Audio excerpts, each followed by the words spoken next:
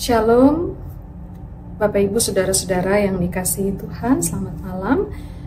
Saat ini kebaktian rumah tangga akan dilakukan dengan perenungan firman Tuhan, dan kita akan bersama-sama merenungkan firman Tuhan yang terdapat dalam 1 Korintus pasal 12 ayat 12 sampai ayat 31.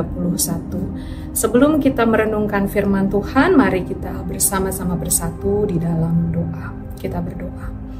Tuhan Allah Bapa kami dalam surga, kami mengucap syukur untuk segala kebaikan Tuhan bagi kami.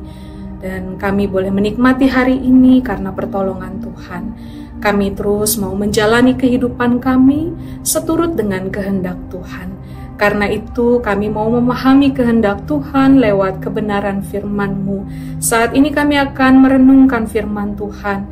Urapilah kami Tuhan, kuasailah kami ya Tuhan, supaya kami bisa memahami kehendak Tuhan dan menjalankannya dalam perjalanan hidup kami. Kami mohon Roh Kudus mengurapi kami, supaya kami bisa mengerti dan melakukan firman Tuhan dalam kehidupan kami. Dalam nama Yesus Kristus, kami memohon kuasa-Mu. Amin. Bapak Ibu Saudara-saudara yang dikasihi Tuhan, firman Tuhan dalam 1 Korintus pasal 12 ayat 12 sampai dengan ayat 31 demikian dinyatakan kepada kita sekalian. Judul perikopnya adalah banyak anggota tetapi satu tubuh.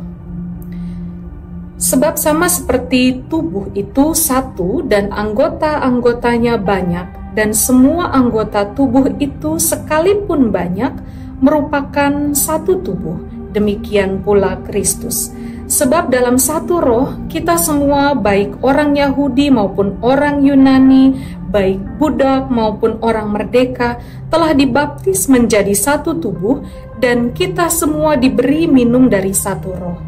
Sebab tubuh juga tidak terdiri atas satu anggota, tetapi atas banyak anggota. Andai kata kaki berkata, "Karena aku bukan tangan, aku tidak termasuk tubuh." Jadi benarkah ia tidak termasuk tubuh? Andai kata telinga berkata, "Karena aku bukan mata, aku tidak termasuk tubuh." Jadi benarkah ia tidak termasuk tubuh? Andai kata tubuh seluruhnya adalah mata, di manakah pendengaran? Andai kata seluruhnya adalah telinga, di manakah penciuman? Namun Allah telah memberikan kepada anggota masing-masing secara khusus suatu tempat pada tubuh seperti yang dikehendakinya. Andai kata semuanya adalah satu anggota, di manakah tubuh? Memang ada banyak anggota, tetapi hanya satu tubuh. Jadi mata tidak dapat berkata kepada tangan, "Aku tidak membutuhkan engkau." Demikian pula kepala tidak dapat berkata kepada kaki, "Aku tidak membutuhkan engkau." Malahan anggota-anggota tubuh yang tampaknya paling lemah justru yang paling dibutuhkan. Kepada anggota-anggota tubuh yang menurut pandangan kita kurang terhormat, kita berikan penghormatan khusus. Dan terhadap anggota-anggota kita yang kurang layak diperhatikan, kita diberikan perhatian khusus. Hal itu tidak dibutuhkan oleh anggota-anggota kita yang layak diperlihatkan. Allah telah menyusun tubuh kita begitu rupa, sehingga kepada anggota-anggota yang tidak mulia diberikan penghormatan khusus, supaya jangan terjadi perpecahan dalam tubuh, tetapi supaya anggota-anggota yang berbeda itu saling memperhatikan. Jika satu anggota menderita, semua anggota turut menderita. Jika satu anggota dihormati, semua anggota turut bersukacita. Kamu semua adalah tubuh Kristus, dan kamu masing-masing adalah anggotanya. Allah telah menetapkan dalam gereja pertama-tama para rasul, kedua para nabi, ketiga para pengajar, selanjutnya mereka yang berkarunia untuk membuat mujizat, untuk menyembuhkan, untuk melayani, untuk memimpin, dan untuk berbicara dalam berbagai jenis bahasa lidah. Apakah mereka semua rasul, atau nabi, atau pengajar? Apakah mereka semua mendapat karunia untuk mengadakan mujizat, atau untuk menyembuhkan, atau untuk berkata-kata dalam bahasa lidah, atau untuk menafsirkan bahasa lidah? Jadi, berusahalah memperoleh karunia-karunia yang lebih penting. Namun, aku menunjukkan kepadamu jalan yang lebih utama lagi. Demikian firman Tuhan, terpujilah Tuhan. Bapak, Ibu, saudara-saudara yang dikasihi Tuhan, renungan firman Tuhan dalam kebaktian rumah tangga saat ini adalah disatukan roh untuk mengabarkan Injil. Dalam pembacaan Alkitab kita, bagian yang disampaikan oleh Rasul Paulus adalah terkait dengan banyaknya anggota dalam satu tubuh. Bicara soal banyaknya anggota dalam satu tubuh, tentu saja Rasul Paulus menjelaskan soal di tubuh kita itu kan tidak hanya pendengaran, tidak hanya telinga, tidak hanya mata, tidak hanya kaki, tidak hanya kepala. Ada banyak sekali. Dan Bapak, Ibu, saudara-saudara, saya mau mengajak kita juga untuk melihat bahwa perkembangan teknologi, perkembangan ilmu pengetahuan menuntun kita juga untuk melihat dalam tubuh kita ini tidak hanya terdiri dari apa yang terlihat oleh mata. Dalam tubuh ada sel-sel, ada triliunan sel. Seiring waktu, sel-sel akan menua, rusak, mati, dan tidak berfungsi lagi. Sel-sel dalam tubuh kita yang sehat akan tumbuh membelah diri secara teratur untuk menggantikan sel yang rusak, yang mati, yang tua tadi, agar tubuh bisa menjalankan fungsinya. Tapi sel-sel normal terkadang bisa berubah dan tumbuh tidak terkendali, sehingga merusak sel-sel dan jaringan tubuh, serta mengganggu fungsi kerja organ tubuh kita. Sel-sel yang tumbuh tidak terkendali, inilah yang disebut sebagai sel kanker. Kalau kita dengar istilah ini, kanker, tentu saja kita menyadari bahwa ini adalah jenis penyakit yang mematikan. Tapi kita juga bisa melihat bahwa ada banyak orang yang bertahan jadi survivor, jadi penyintas dari penyakit ini. Karena mereka fokus untuk memulihkan sel kanker, memulihkan tubuh yang rusak itu, yang dipengaruhi oleh sel-sel kanker ini, sel-sel yang jahat ini. Memang penyebab pasti pertumbuhan sel kanker masih belum diketahui. Akan tetapi ada beberapa faktor yang bisa meningkatkan resiko terbentuknya sel kanker dalam tubuh. Nanti masing-masing kita mungkin bisa melihatnya dan mencari tahu sendiri. Tapi garis besarnya ada yang menjadi penyebabnya itu dari dalam tubuh sendiri, seperti faktor genetik, tapi ada juga yang dari luar. Berbagai macam hal dari luar ini yang kadang juga susah untuk kita bisa hadapi. Tapi saya bukan dokter, jelas. Saya hanya mengajak kita bersama-sama untuk melihat bahwa sebagaimana tubuh kita ini yang juga digambarkan dalam surat Rasul Paulus kepada jemaat di Korintus, bisa saling menyakiti satu dengan yang lain. Tapi bagaimana tubuh ini juga bisa sebetulnya saling membantu untuk memulihkan. Inilah yang digambarkan juga dengan gereja, kehidupan persekutuan. Jemaat di Korintus pada saat itu adalah jemaat yang terdiri dari berbagai macam latar belakang. Ekonomi, suku, budaya, cara berpikir, gender, gitu. Dan semua tentu saja bisa mempengaruhi kehidupan persekutuan. Tinggal persoalannya, apakah yang negatif mau dibiarkan tumbuh atau yang positif? Yang negatif seperti sel kanker itu, yang rusak, jaringan-jaringan sel yang rusak, apakah mau dibiarkan saja?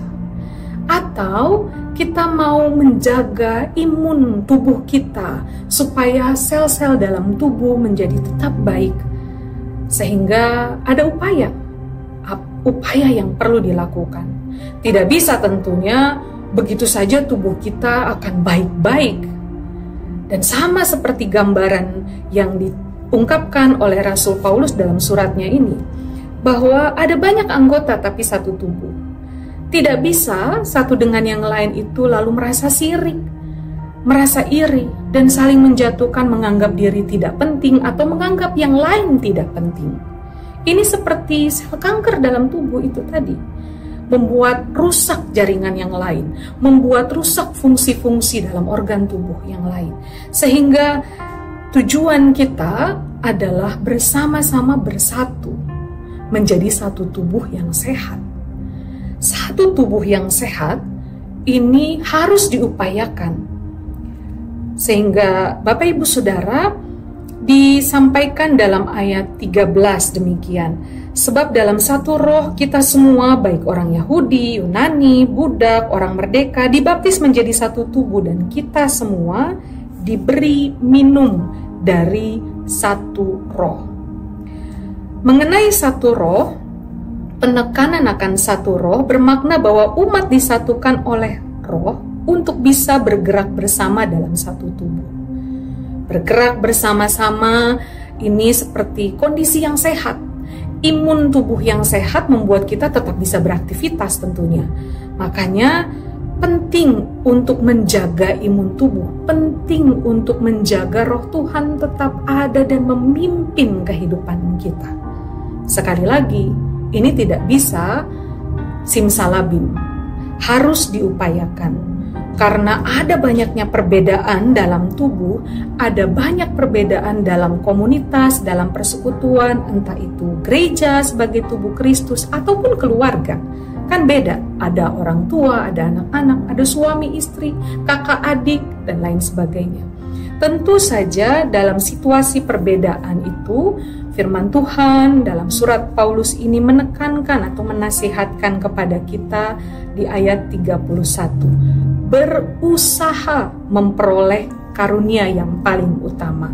Kita tidak baca bagian berikutnya tentang karunia yang utama itu apa, tapi kita bisa mengintip judul perikop selanjutnya, kasih. Ada banyak orang berbicara soal karunia nabi, karunia mujizat, karunia mengajar, dan lain sebagainya. Tapi ditekankan bahwa karunia yang paling utama adalah memperoleh karunia kasih. Dan kasih itu tidak bisa sekali lagi simsalabim.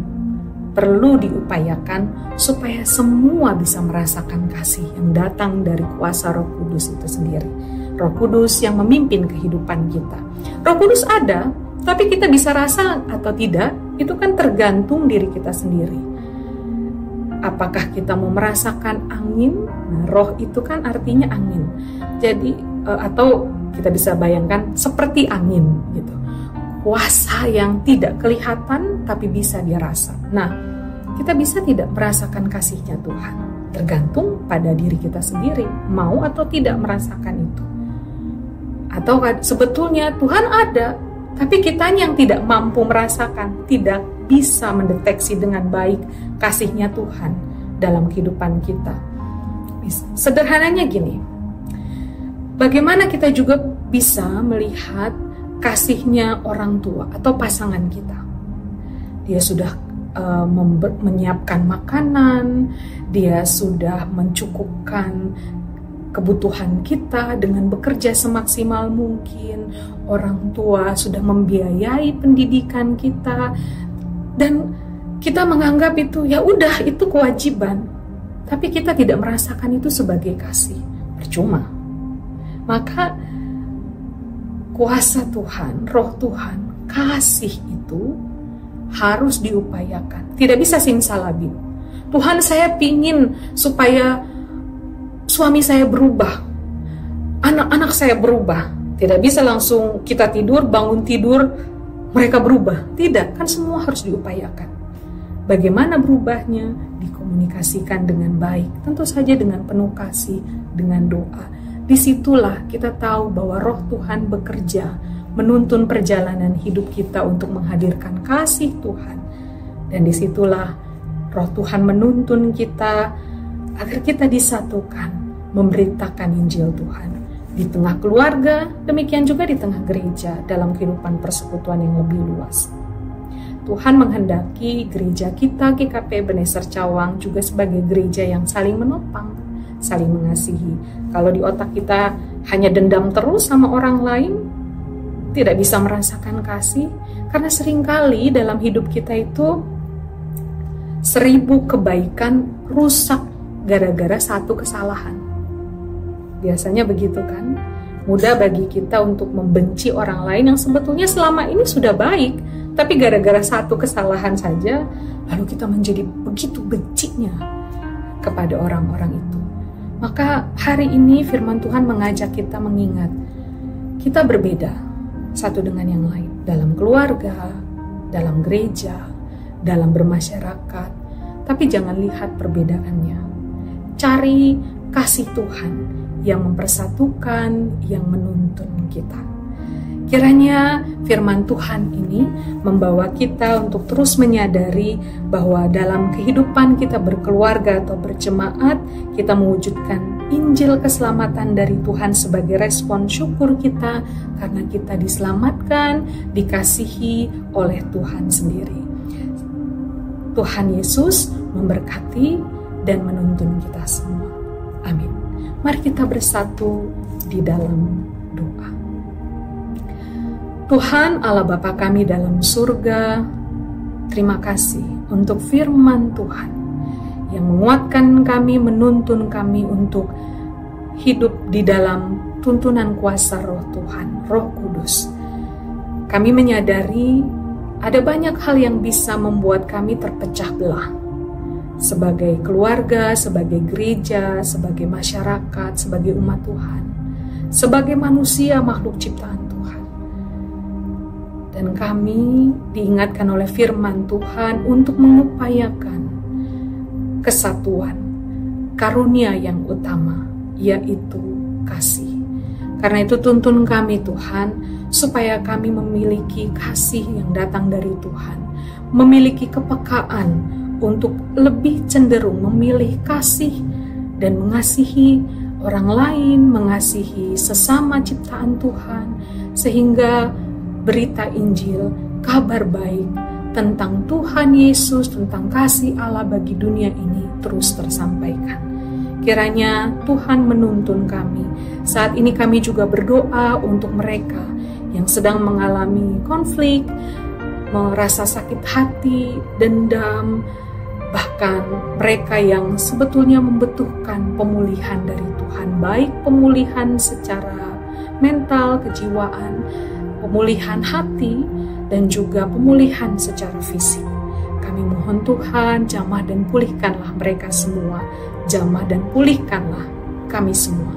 Kiranya sebagai gereja Tuhan, sebagai keluarga Kristen, kami juga boleh terus merasakan kasih Tuhan dan memancarkan kasih Tuhan. Terima kasih ya Tuhan. Di dalam nama Yesus Kristus, Tuhan dan Juru Selamat kami yang hidup, kami berdoa dan menyerahkan keluarga kami masing-masing, menyerahkan pribadi kami masing-masing, menyerahkan gereja kami dan dunia. Amin. Tuhan Yesus memberkati kita semua. Shalom.